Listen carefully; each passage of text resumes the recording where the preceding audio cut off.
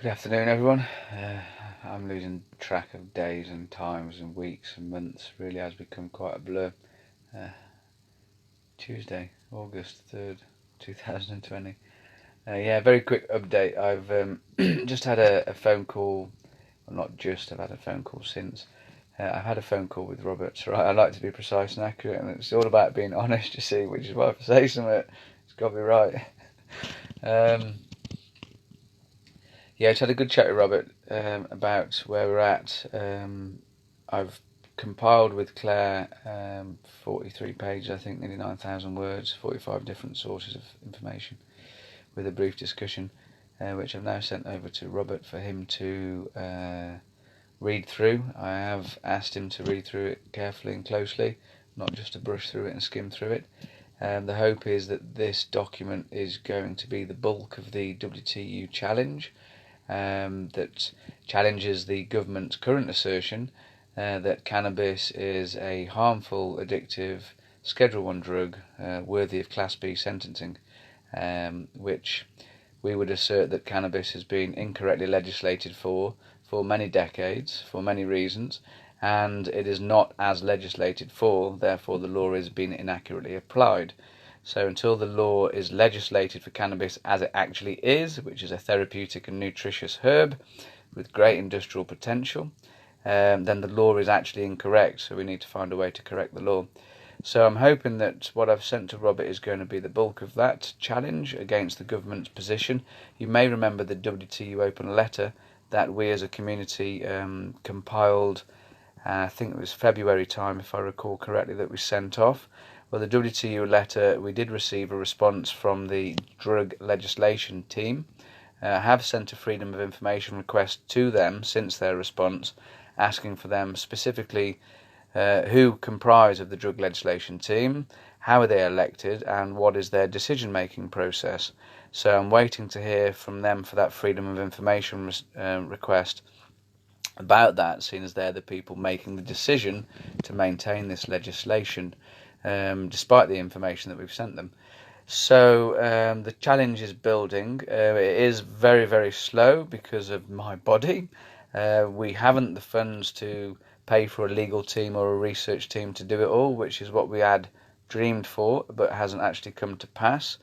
Robert is pro bono in whatever he does for us, but that doesn't mean he's there at our beck and call with all the hours in the world at our disposal. It means what bit of time we get from him we don't have to pay for. So we don't have like a legal team as such. We do have a solicitor and a barrister that when we have their time, the solicitor we don't have to pay for, the barrister we do.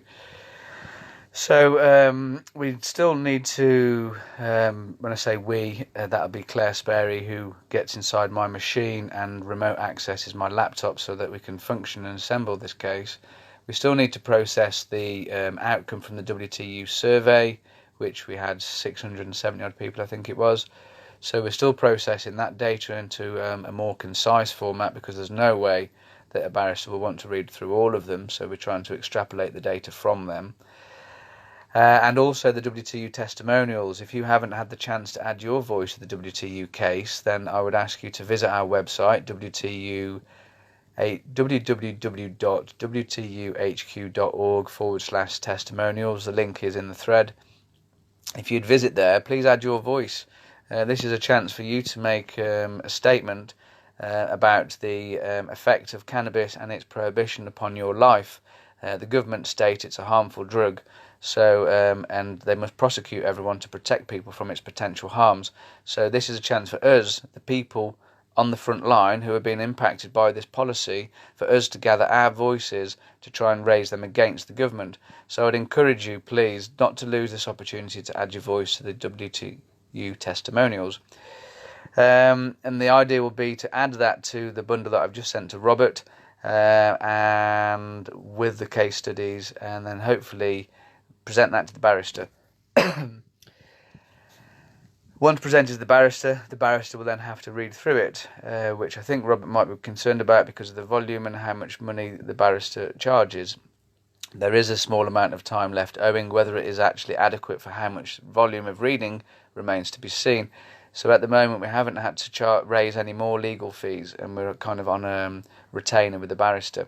So as soon as Robert confirms our bundle is adequately prepared to go to the barrister, then the barrister will read through it. The plan being that will give up the grounds for them to turn around and tell the government that their policy of misuse of drugs act for cannabis prohibition is incompatible with our human rights. I'm very tired and broken, as you can probably tell, and just doing what I can. I normally, my daughter's with me about 4 days of the week. She goes off to see her mum 3 days. That means I have a day's rest and 2 days trying to campaign. I'm 7 days disabled, so that never goes away. And I am pretty much inundated with messages, calls and texts and emails, doing what I can to help anyone in whatever way I can. We have, Robert is advising a handful of our members in their cases as well. We have a few members who are suffering cannabis charges. So Robert is offering what advice and services he is able, but he can't offer pro bono services to all individual members of WTU, unfortunately, although he can do to the WTU community as a whole. But he will offer what advice and guidance he can to people where able. So we are still doing that. We have a handful of people with driving conviction challenges that we hope to start supporting even more in this next week.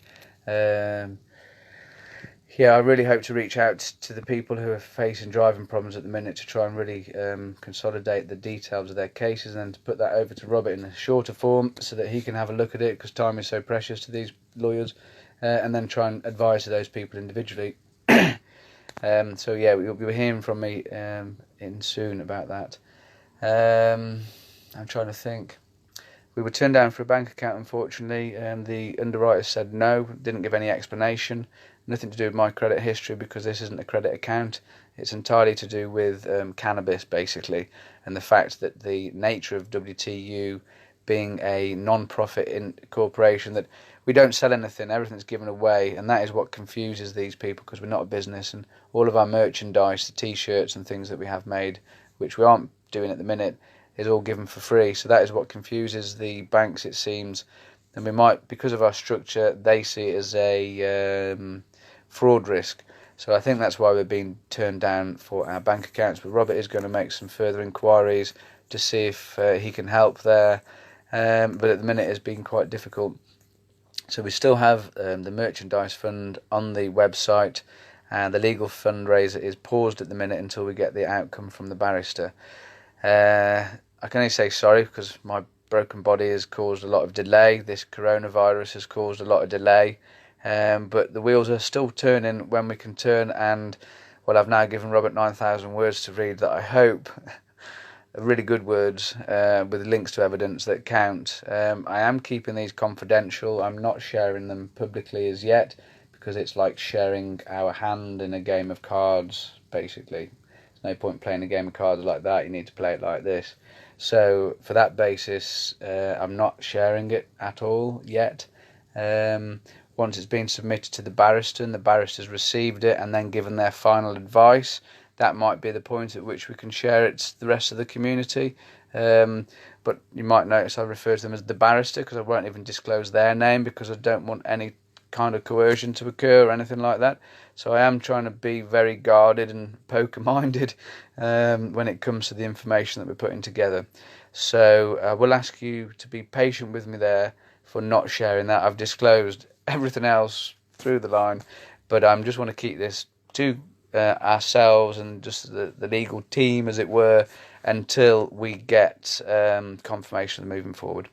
Don't want to show our hands too soon. Once we get to the stage of the government having to respond to our declaration of incompatibility, that's when we will move to stage 2 of the WTU campaign. Legal fees will need to start being fundraised then, unless by miracle, one-handed prayer that was, unless by miracle the government actually agree that the cannabis prohibition does infringe on our fundamental human rights, by which miracle they change the law and we don't need a court case. So, we might not need hundreds of thousands of pounds to make this happen. If we do, we need to get our heads together and get fundraising. Sadly, for whatever reason, the last 2 years have proven that even though we have 5,763 members, I think, in the community, not all of those members have totally, I think from business terms, bought into the concept of WTU, and it is buying into the concept, it's buying into the fight for your freedom. I hate to say it, if we'd had £5 a month from all those members, or even just 5,000 of them, we would now have the money to pay a full legal team and a full research team to do what Claire and I have been doing, basically. So I hope it's adequate. If not, I'm sorry. We've done everything we can. We could do more. We need to make a nationwide publicity campaign to make the whole country know that WTU exists and that we're fighting for their rights. We have, at the moment, I think £2,500 in the PayPal account. I don't know how far that would go for promotion and advertising. Legal fees aren't needed at this point, but they will be, hopefully. So it's really difficult to know what to do, whether to get tons of t-shirts made, but I've got nowhere to store them, so I can't do it anyway. The merchandising was paused because of Corona. And also the people who had volunteered for that, our friends Caroline and Billy, for various reasons, it's become too much, so they're no longer able to continue with that, which I completely understand because it was exactly the same for me. So I don't quite know how we're going to get around to resolving the merchandise distribution issue. I could do with a load of people in Swindon that were able-bodied and lived near me to help support me, in which case we could just function on a day-to-day basis near my house. But we do what we can with what we got. So I'll let you know. Robert's asked me to give him at least a week to read what I've sent to him, mainly because I specifically said to him, please don't just skim through this, please give it the time that it deserves so you can tell me if it's what we need. So once I get that response from Robert, obviously I'll share it back with you. This isn't the case submitted, this is just the outline of the case submitted, ready for Robert to hopefully formulate it into a legal document, which obviously I have no experience doing.